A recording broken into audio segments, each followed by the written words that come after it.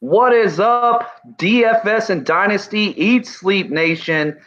Oh my goodness, this day is like Christmas and birthday and bar mitzvah wrapped into one. I'm not Jewish, but I feel like this is like as close to a bar mitzvah as I'm going to get. And I I'll am just wrap joined. it all in there.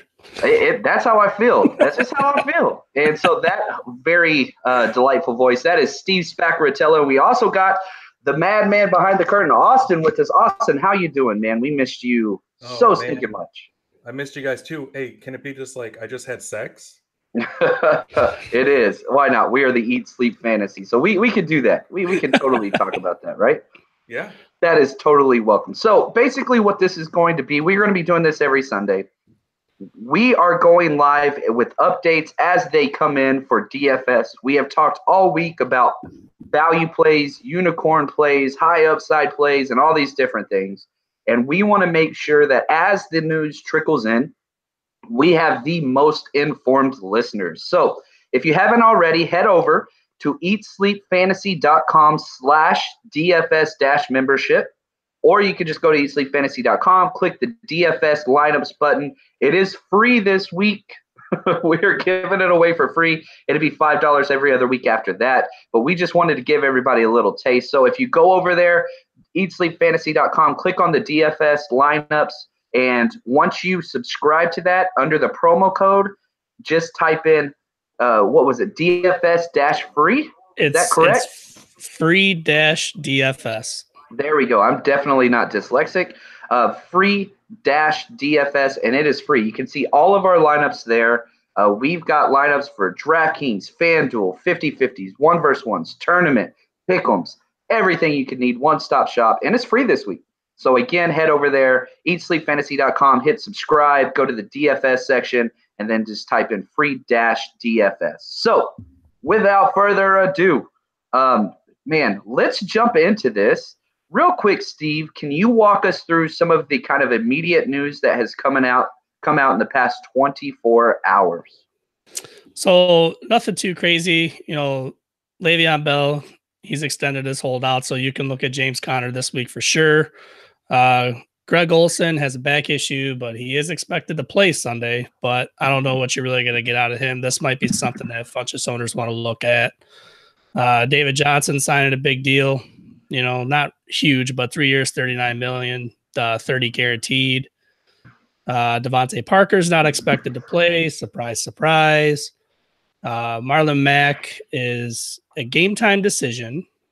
And Sony Michel expected to sit versus the Texans. Whew. So that's a lot to get into. Real quick, what I want to do with Austin, let's go through each one of these and kind of tell me who benefits, and can you give me a format that they would be playing in? So right off the bat, okay, let's do Marlon Mack first. I don't think he's going to be taking snaps, Austin. Who is the guy that you are looking at here? Who is the guy that you would start if you would start anybody?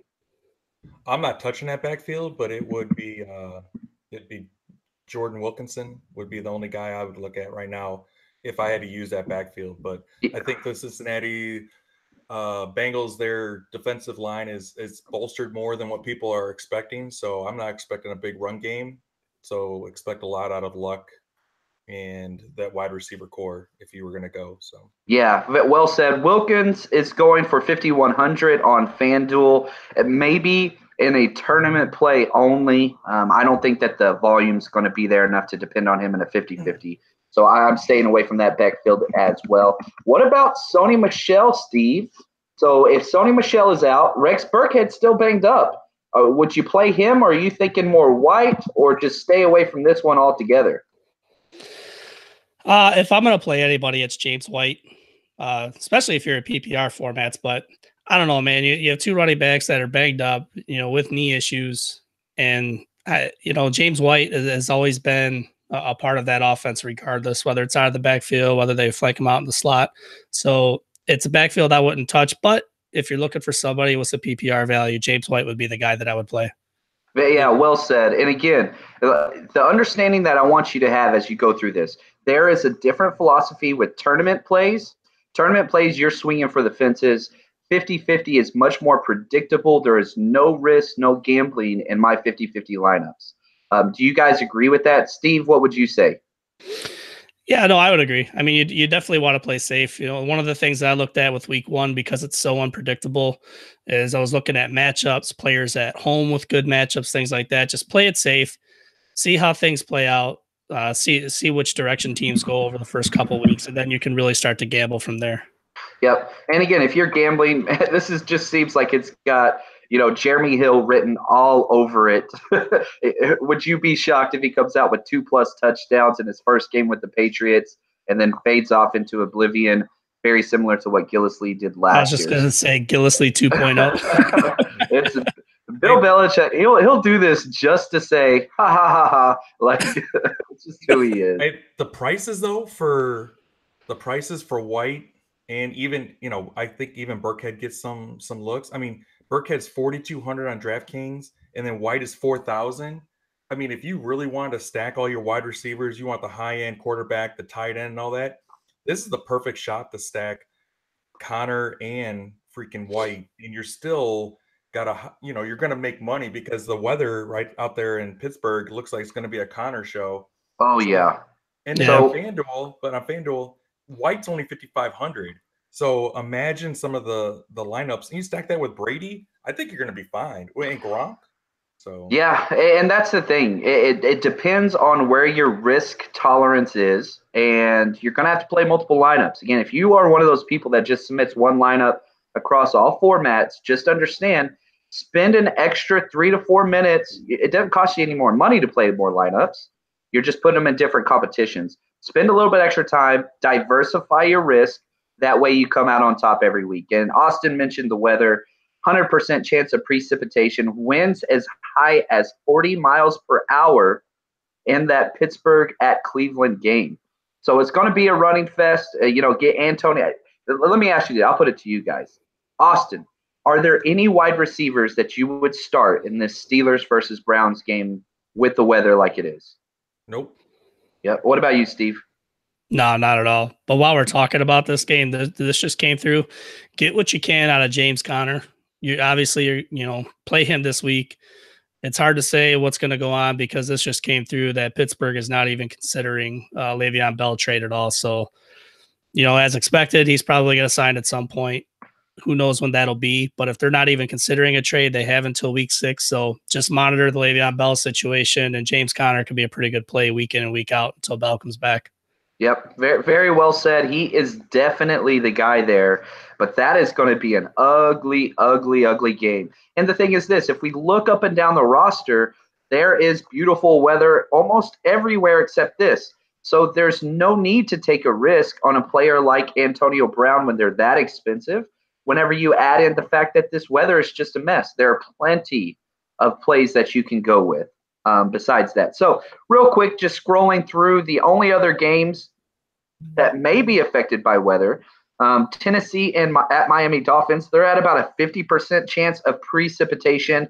But again, that's down in Florida. That never changes. Jacksonville at New York Giants. Again, 10-mile-an-hour winds, 50% chance of precipitation, as if Blake Bortles needed any adversity to be a terrible quarterback. Would you guys feel comfortable starting with him with his low price this week? I got him in a few lineups for GPPs or tournament play, not for my 50-50s or cash. I mean, because like I said, I'm trying to stack as many cheap guys, and then that way I can get my flex could be stacked with the high end guys. So, you could easily go Gronk, Thomas. What's the other guy? AJ Green. I mean, you could have some killer teams if you use Bortles, and then you can get a good defense too. So, Baltimore. Yeah, very good. Baltimore, if you don't know where to spend your money and you're going all value, spend it on Baltimore. Goodness, that is just Nathan Peterman. If you remember the last time he got to start, 5 interceptions in the first half. And Baltimore is a stingy defense. He has no weapons. Peterman doesn't. So I love that defense, but you got to pay for him.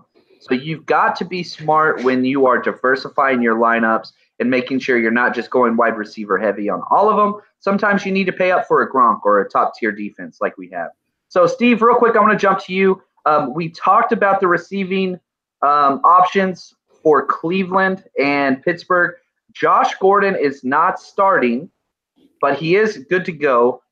Man, I had Jarvis Landry in a lot of my lineups. However, with the weather, I took him out. Is there any way, come on, I'm trying to get a little bit of an argument going here, that you would start Jarvis Landry this week?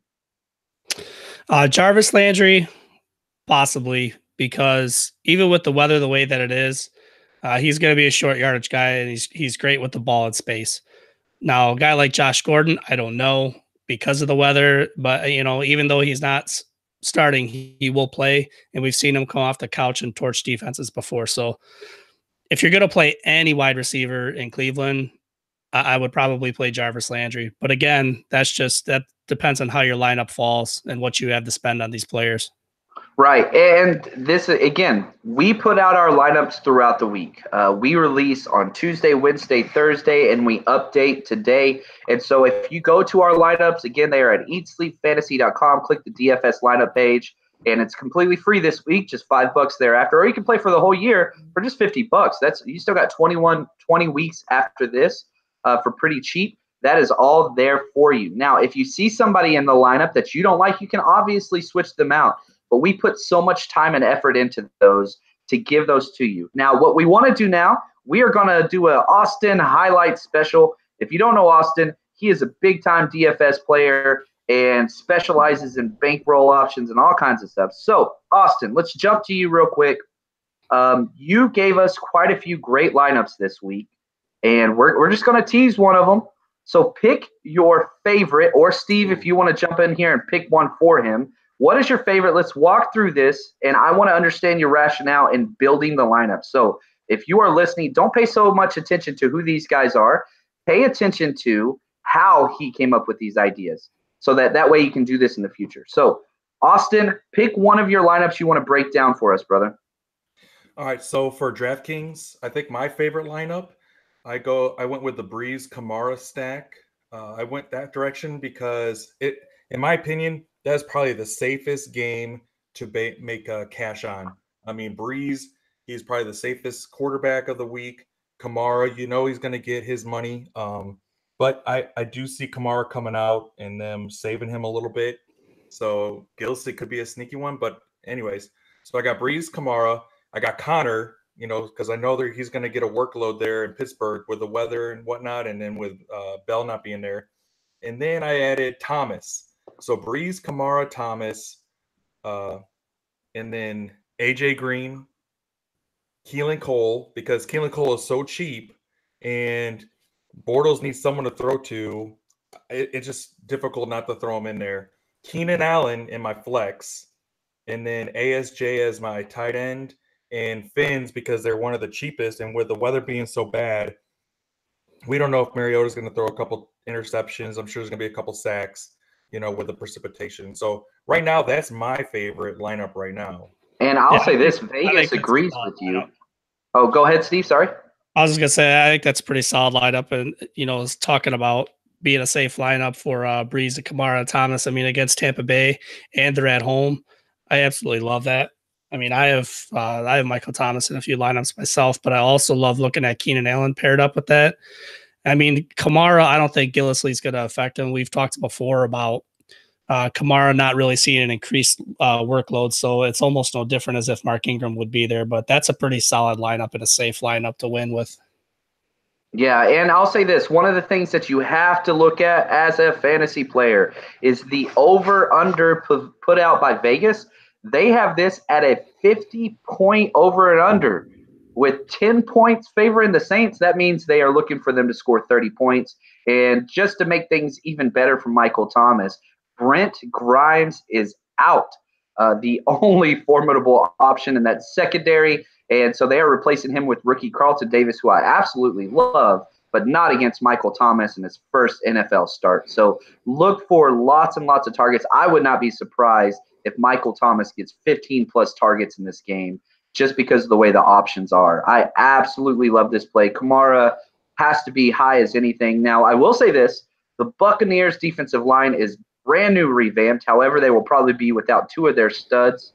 Vita Vea, their huge draft pick, is going to be out.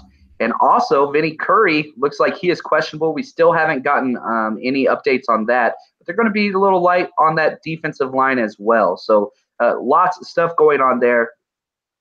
So real quick, guys, and just to recap, week 1, let's get into a little strategy building time. I might be a little bit different. I love going one-on-ones for the first week. I feel like there's a lot of new players out there. And hey, if you are a new player, go to fanduel.com/ESF, get $20 for free if you deposit $5, and it helps our pod out a lot. So really appreciate that. And we do have a FanDuel competition, but it's already full, all 100 people. That will be running again next week, fanduel.com/ESF. So real quick. Yeah, it's full, man. We got 100 people in there. Yeah, we got it in there pretty quick. So it was at 17 when I went in last night at like midnight Eastern. It must have filled up overnight and quick this morning, because that was the first thing I looked at. I was like, holy crap, we got it all. So that's awesome. Yeah, I love it, man. And new news, this isn't really DFS stuff, but Lamar Jackson will be getting playing time today in special packages for the Ravens. Stay away from that. That is, I don't think it really hurts or helps Flacco. It could hurt him long term, but not week 1. I got some news that just popped too. Oh, let's hear it. Go. Hey, LaShawn McCoy is not going to be charged, which makes me cry. Ooh. Interesting. We don't want to get into the legal aspects of this, but basically the fact that he is not charged, in my opinion, tells us there will be no ramifications this year. We've seen in Ezekiel Elliott's case that even if you don't get charged, you can still get suspended, but that investigation took 1.5 years. So without charges being brought, look for this to not have any consequences on this year. Armando is celebrating now as we speak. So that's kind of where we're at with that. Now back to this. Steve, what is your favorite type of contest to enter in week 1? I love the one-on-ones personally. What about you? I like 50-50s. You can really get into, like anything else, you can get into several tournaments, but you can look at a lot of different lineups, and really kind of spread yourself out and give yourself a better opportunity to gain some winnings with your different lineups. Again, because week 1, you never know what's going to happen, in any aspect of the fantasy world. So I think it's just a good way to, get some players out there, guys that you're wondering about. We've had injuries. Obviously, weather's a factor. A lot of things to look at. So it's just a good way to kind of not put all your eggs in one basket, see how things turn out, and, gain a little bit of a bankroll in return. Very good. Austin, what say you, sir? I'm the same. I'm all about 50-50s. I might play 2-3 tournaments this week. And just remember, if you're playing tournaments, do the single entry tournaments. Do not try and go up against these sharks. Hey, if you got the money, if you got the loot, hey, go for it. Drop them 150s because you just bettered your odds. And that's what I'm all about. I'm all about making the odds in my favor. So if I take a single entry tournament, then I know, hey, everyone else has a single entry, and I have a better chance of taking in some money. At least minimal cash. So that's my goal. But 50-50s, I'm all about doubling up my money. Yeah, and so I'll say this, there are lots of little secrets and trades whenever you are on FanDuel or DraftKings or whatever. Whenever you see multiple entry, just think experts only with $100,000 bankroll, because that's what you are playing up against. When you see single entry, those guys stay away from those contests, because they understand that they can hedge their bets enough to guarantee a win, or at least a top place, because they're playing 150 lineups on that one single tournament. Whereas you might play one $5 or one $10 or one just $1 lineup, you're playing against a guy with 150. So you have to be beyond perfect in a beyond perfect situation. It just doesn't work. So single entry, 50-50s, 1 versus 1s. This is where you will be making your money. Again, we are wrapping up here, but a couple things. Austin, where can they find you? Because we're going to be on Twitter all day going crazy. Austin, where can they find you on Twitter, buddy? AUSTN37. So Austin37. Don't throw the I in there. No eyes, because he can't see. Also, Steve, where can they find you, sir? As always, at SPAC21, SSPAC21. I will be on there all day and available. Any questions, throw them at me. Happy to help. Love it, man. You can find me at JL_Chapman, CHAPMAN. Now, if you enjoyed this, subscribe to us on iTunes, DFS and Dynasty. Just type that in. You'll see the Eat Sleep Fantasy logo there. We are one of the very first ones to pop up. If you just type in DFS, we're one of the first ones that show up. So go ahead and hit subscribe. We will be back with you early in the week, going over week 2 possibilities, matchups, value plays, and all those things. And then we will be here just to kind of pay attention to the last little addition stuff. And so we will be going live again this time next Sunday as well. Looking forward to seeing you guys. Just want to say thanks. And, man, good luck to you in week 1. Let's go make some money. Take care, guys. Merry Christmas, all. It's like sex.